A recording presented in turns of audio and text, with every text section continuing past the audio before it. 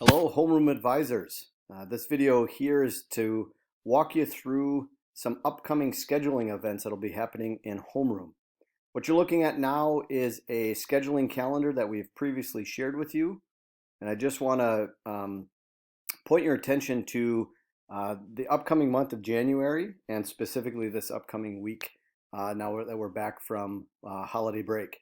So January, as you know, is a month where a lot of the scheduling process for the next school year will go on. And this upcoming week specifically is when we're asking all homerooms to talk about the scheduling sheets for their homeroom students for the following year. Now, all families received in the mail, the US mail, prior to the holiday break, a packet that you see on the screen here. It's within this packet where students received their individual scheduling sheets. So it's important that students know and understand that. What we're asking you to do this week is for you to go over, show and review the scheduling worksheets for your students.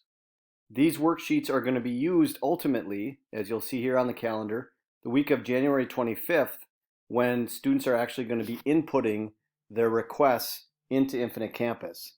Now, the scheduling worksheets are just that. They're a worksheet, but really important that the students have looked at them and gone over them prior to putting their information into Infinite Campus. So let's take a brief look at those scheduling worksheets.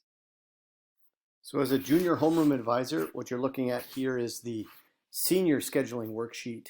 So your juniors for their next school year. Again, this is in the packet that students received in the mail. You've got a copy of this as well. But wanted just to kind of show it to you and talk you through it so that you can do the same thing with your students in homeroom this week. So the scheduling worksheet, again, is preparation, right? It's a preparation for when the students are actually going to enter in their course requests into Infinite Campus later this month. It is our hope that as students take a look at this worksheet, fill it out, that then when they actually get into entering in IC, it's a formality, right? All of the decisions or thoughts have been done when they do this worksheet. They just have to enter in the information in IC. So if you look at the sheet, it's basically divided into two parts. On the left-hand side is for our new seniors next year, is really their one required course area, which is ELA. And then really it's a check on, are they in good standing graduation-wise in all of the areas of graduation requirements, because then if they are, then really we're looking at the right-hand side, looking at their course electives. So on the left, they have to take at least 1 credit of ELA for their 4th graduation requirement. So all of their options are listed here. Again, they can take any one of these year-long classes, or they can take any 2 of these semester classes here.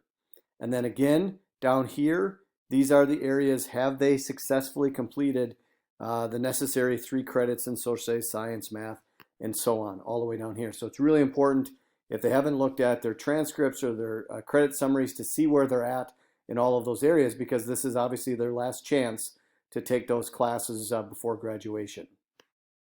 On the right-hand side, then are areas for their course electives.